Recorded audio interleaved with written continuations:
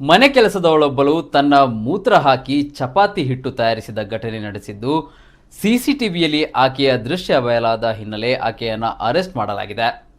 ಉತ್ತರ ಪ್ರದೇಶದ ಗಾಜಿಯಾಬಾದ್ನಲ್ಲಿ ಈ ಘಟನೆ ನಡೆದಿದೆ.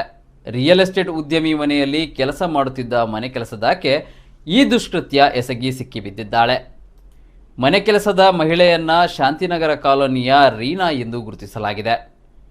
ಮನೆಯವರಿಗೆ ಲಿವರ್ ಸಮಸ್ಯೆ ಕಾಣಿಸಿಕೊಂಡಿದ್ದರಿಂದ ಉದ್ಯಮಿ ನಿತಿನ್ ಗೌತಮ್ ಅವರ ಪತ್ನಿ ರೂಪಂ ಯಾವುದೋ ದುಷ್ಕೃತ್ಯ ನಡೆಯುತ್ತಿದೆ ಎಂದು ಶಂಕಿಸಿದ್ದರು. ಬಳಿಕ ಮನೆ ಕೆಲಸದ ಮಹಿಳೆಯ ಚಲನವಲನದ ಮೇಲೆ ಕಣ್ಣಿಟ್ಟಿದ್ದರು. ರೊಟ್ಟಿ ಹಿಟ್ಟಿಗೆ ಮಹಿಳೆ ಮೂತ್ರ ಬೆಳೆಸುತ್ತಿರುವ ದೃಶ್ಯವನ್ನು ತಮ್ಮ ಮೊಬೈಲ್ ಕ್ಯಾಮೆರಾದಲ್ಲಿ ಸೆರೆ ಹಿಡಿದಿದ್ದಾರೆ. ಮಾಲೀಕರ ದೂರಿನ ಆಧಾರದ ಮೇಲೆ ಎಫ್ಐಆರ್ ದಾಖಲಿಸಿರುವ ಪೊಲೀಸರು ರೀನಾಳನ್ನು ಬಂಧಿಸಿದ್ದಾರೆ. ಮೊದಲು ತನ್ನ ಮೇಲಿನ ಆರೋಪವನ್ನು ನಿರಾಕರಿಸಿದ್ದ ಮಹಿಳೆ ಬಳಿಕ ವಿಡಿಯೋ ತೋರಿಸಿದ ನಂತರ ಮನೆಯ ಮಾಲೀಕರು ನನ್ನ ಮೇಲೆ ವಿನಾಕಾರಣ ಬೈಯುತ್ತಿದ್ದರು, ಆ ಕಾರಣಕ್ಕಾಗಿ ನಾನು ಈ ರೀತಿ ಮಾಡಿದ್ದೇನೆ ಎಂದು ಹೇಳಿದ್ದಾರೆ.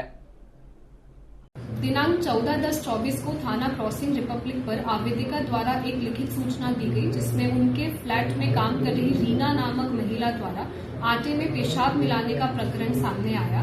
इस सूचना पर सुसंगत धाराओं में थाना क्रॉसिंग रिपब्लिक पर एक अभियोग पंजीकृत किया गया। तत्पश्चात अभियुक्ता की गिरफ्तारी हेतु पुलिस टीमों का भी गठन किया गया और दिनांक 15/10/24 को उपरोक्त अभियुक्ता को GH7 सोसाइटी से थाना क्रॉसिंग रिपब्लिक टीम ने गिरफ्तार कर लिया है एवं आवश्यक वैधानिक कार्रवाई प्रचलित है।